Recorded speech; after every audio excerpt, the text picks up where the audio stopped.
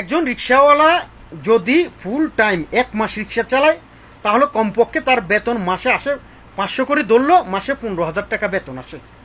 আর একজন মসজিদের ইমাম সাহেব আর মুয়াজ্জিন সাহেবের বেতনটা আপনি হিসাব করেন। একজন রিক্সাওয়ালা যদি 1 মাসে 15,000 টাকা কামায়, তার উপর তার বেতন আছে 15,000 টাকা মিনিমাম, তাহলে একজন মসজিদের ইমাম সাহেব আর একজন মসজিদের মুয়াজ্জিন সাহেব তাদের বেতন 5,000, 6,000, 7,000, 8,000, 10,000 টাকার উপরে না। আমাদের মন মানসিকতা কতটা নিচু, আমাদের মন মানসিকতা কতটা নিচু আপনি চিন্তা করেন। আপনি যখন মারা যাবেন আপনাকে গোসল দিতেও হুজুর দরকার, জায়নামাজ দিতেও হুজুর দরকার, কবর রাখতেও হুজুর দরকার, আপনার জায়নামাজার নামাজ পড়াইতেও হুজুর দরকার, আপনার সন্তান যখন দুনিয়াতে আসছে তখনও হুজুর দরকার, মেহমানদারি করবেন, সন্তানের আকিকা করবেন, তখনও হুজুর দরকার। আর এই হুজুরদের আমরা বাংলাদেশে কি বলে, আমরা বাংলাদেশের যারা মানুষ আছি, আমরা বাংলাদেশের যারা এই সাধারণ জনতা আছি, সম্মান দিতে জানি না।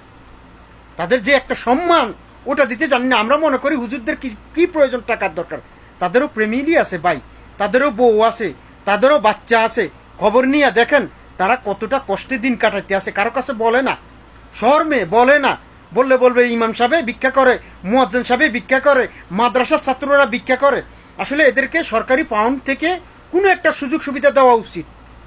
বাংলাদেশের যতগুলো মসজিদ আছে, ইমাম মুয়াজ্জিন আছে, বা যতগুলো মাদ্রাসা আছে, মাদ্রাসার শিক্ষক আছে, এদেরকে কি বলে এই সরকারি ফান্ড থেকে তাদের একটা নির্ধারণ করা দরকার বেতন।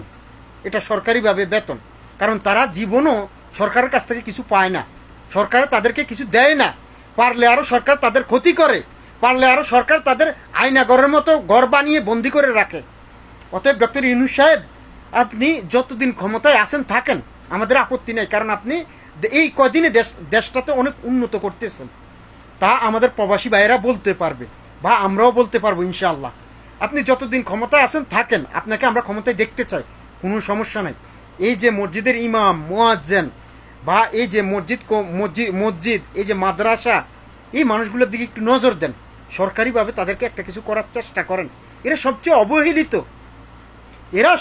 অবহেলিত, এদের ফ্যামিলি আছে, বউ বাচ্চা আছে, সব আছে, তবু আমরা এদেরকে মানে ভালো একটা নজরে দেখতে পারি না, ভালো একটা কথা বলতে পারি না, ভালো ব্যবহার এদের সাথে করতে পারি না। তাই ডক্টর ইউনূস সাহেব, দয়া করে এই বিষয়টা আপনি আমলে নেবেন, এই বিষয়টা। কারণ এই হুজুরদেরকে যদি আমরা সম্মান করতে পারি তাহলে আল্লাহ রাসূলকে সম্মান করার সমান হয়ে যায়।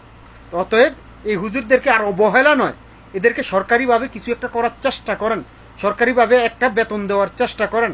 আশা করি আপনি এই অনুরোধটা রাখবেন।